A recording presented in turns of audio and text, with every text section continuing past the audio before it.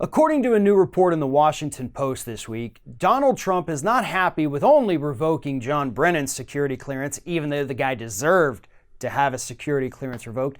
He wants to go after more people. It's not enough. There's still more critics of him out there, and he has got to take them down.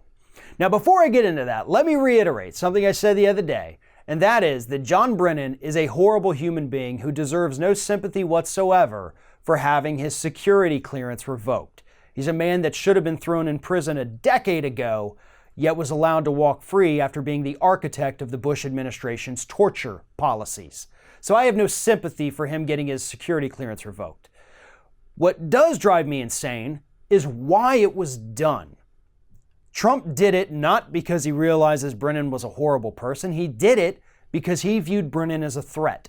And now, according to this report by the Washington Post, 2 senior administration officials spoke to them and said that yes, Trump wants to do this to more people.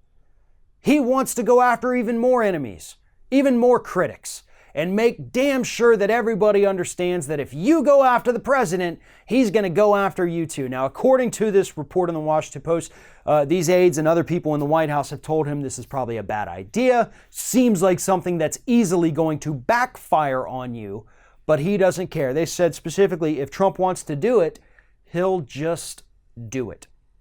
There is no reasoning with him. There's no talking rational ideas with him.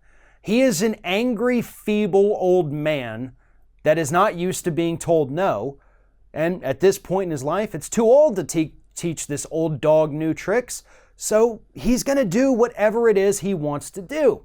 But as Jake Tapper actually pointed out earlier this week on CNN, what he's doing is inadvertently connecting the dots for Robert Mueller.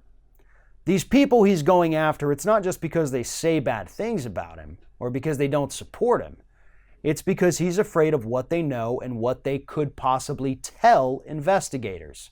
But by picking them off one by one, stripping them of security clearances or firing them, he's really laying out a roadmap that Robert Mueller could easily follow to know who to interview next and get information from.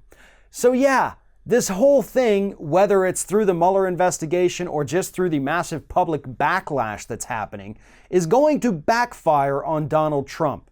Eventually, he's going to fire somebody that doesn't, revoke the security clearance of someone who doesn't have a horrid history like John Brennan does. He's going to fire or revoke a security clearance for a truly sympathetic character. He always takes things a little too far. And that is exactly what these aides are worried about.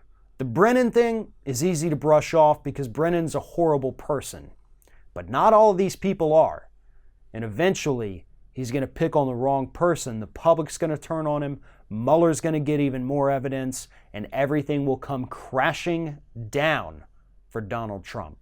At least, that's what these aides happen to believe. And I think a lot of the public happens to believe that as well.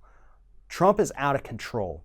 This is a disgusting abuse of power that he is engaging in right now. And I have to imagine that a lot of people in the Republican Party are freaking out about this right now. Because the last thing they want before the midterms is for Trump to do anything stupid that would even come across as remotely being an abuse of power.